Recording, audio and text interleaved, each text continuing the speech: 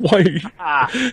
And they sent me to Texas for like a 2-day cowboy dude ranch experience. And part of that was like going to this glass bottle 6-gun firing range, and I literally fired all 6 shots in like 3 seconds and dropped the gun and walked away. Like, it scared the crap out of me, man. Like, I know I don't have the experience. I'm a preacher's kid, not a cop's kid or whatever, but man, it just scared the crap out of me. Maybe that's part of why I view this as such a wrong gun to auction off, is that in general, guns feel kind of weird to me.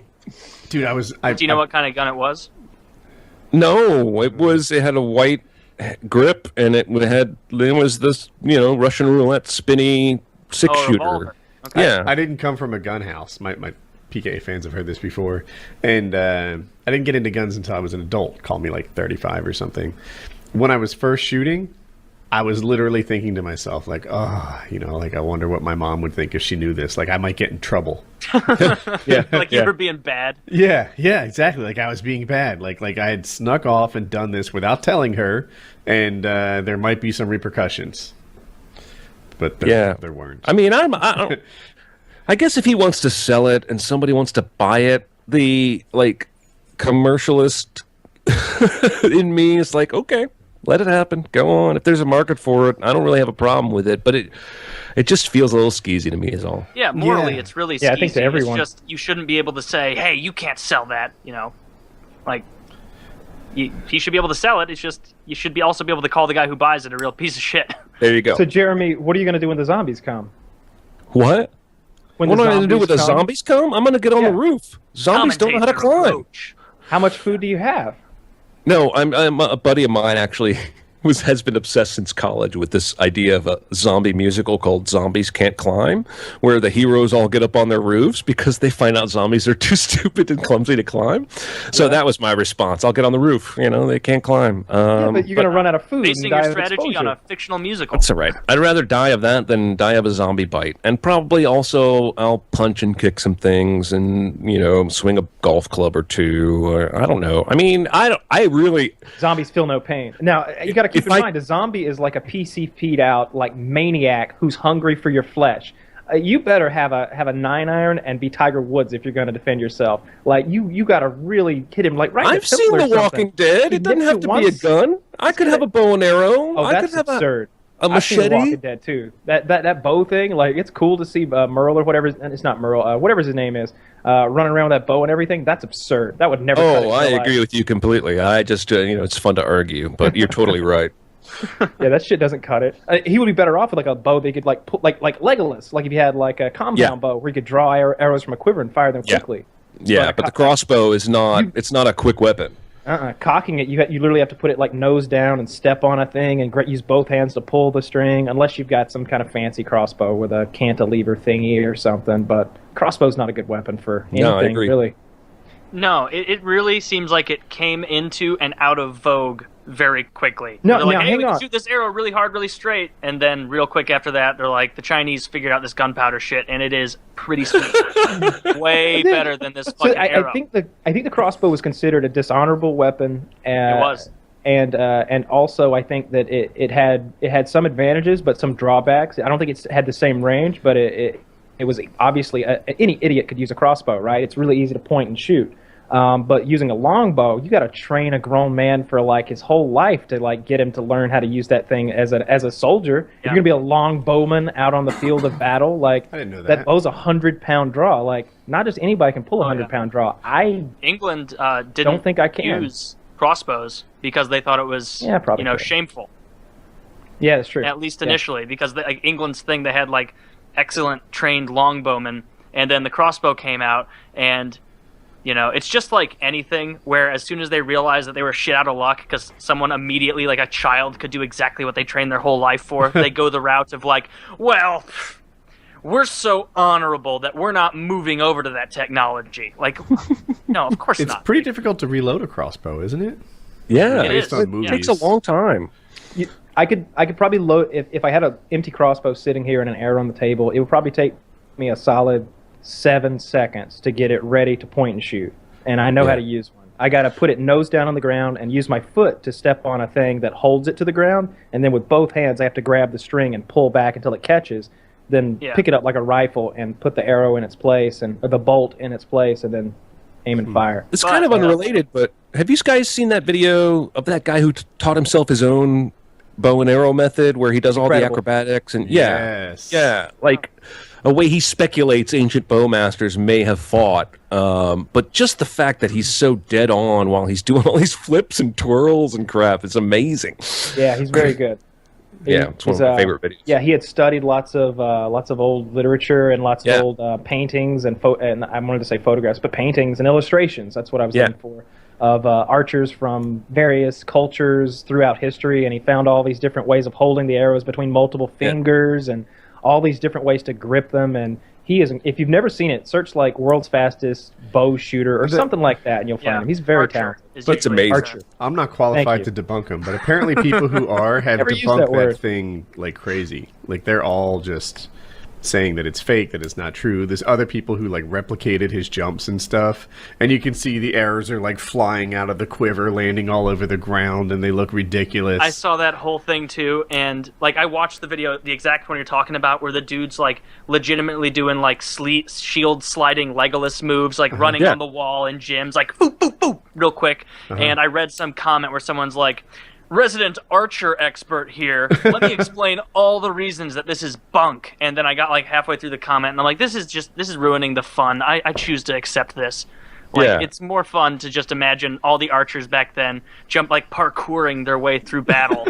But even in reality, if there's no fucking way they did. There's no fucking way they did. Just that this guy taught himself how to do. He's accurate as fuck, man. Like he's doing twirls and hitting the target. They're edited videos. I could look like that with enough retakes. It's a montage. Right? Are you saying that video is CGI? Is that what you're saying? No, I'm saying retakes. It's a montage. He's saying it took him a year to make it.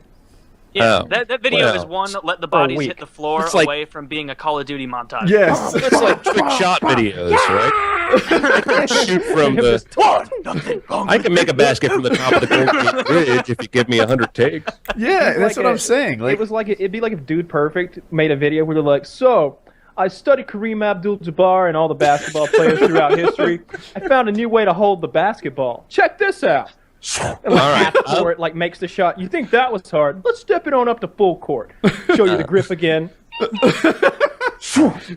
See, nothing to it, ladies and gentlemen. I studied a lot of historical basketball players, going back to the Ming Dynasty, in fact, and let's try this from the top of a building into a parking lot. He just throws the ball, swish. It's funny that he used all of history to look at with like the paintings and everything, because it's almost like the archer in like Babylon was looking at like the ancient Mesopotamian things on the wall of those archers, being like, look at these fucking rubes. They don't know what they're doing. Like they figured out something better. But this guy just went back and took bits and pieces from long outdated methods and cobbled it together into something that's really not useful in any sphere. It's kind of like becoming a basketball expert by starting out like, man, that white guy's tossing it up into that peach basket really well. Let's start taking notes. Where it's like, no, it started off bad for a reason. So they looked at these ancient drawings from like Mesopotamia or something on how to fire an arrow. And the drawing is shit, right? There's like a guy with no fingers holding a bow, and they're like, look, he's not looking with his eye to aim up the arrow. He's just pulling it instinctively. Meanwhile, it's next to a picture of a lion that looks like a male penis, or I guess all penises are male. And now you do have to specify that. The lion is just like two circles in an arch thing. I'm just imagining the scenario where someone's like, no, actually that's a female penis. Really? Are you sure? Well, she said it was. Like, stop treating these as accurate representations of historical archery. Anyway, I believe in it though. I'm gonna stick my neck out there, and I'm gonna say that I'm gonna believe it. And here's why.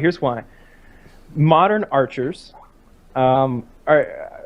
I own two bows. I got a compound bow and a recurve bow, and I don't shoot regularly, but I'm good with a bow, especially my compound bow. I definitely could hit a man from 50 yards. It just wouldn't be a problem.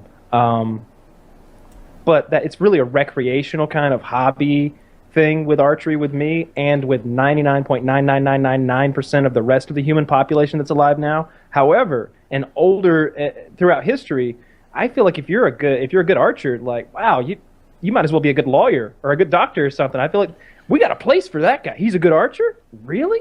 Let me see. Oh shit, he can hit. He can throw it up and hit it. Yeah, let's come on, King's Court. Let's get him a job. King's Court. I don't know. The round table. What year is it?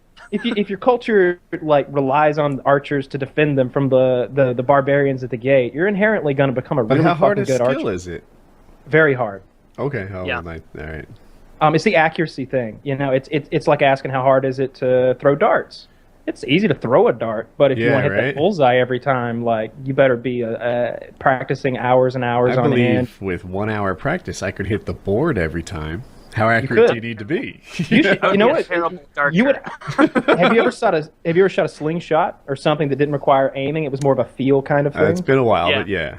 Like the brace slingshots that are super strong. Those are cool. So when I shoot my recurve bow, I fire it kind of like that. I really don't aim down the sights or anything. I have sights, but I've never attached them.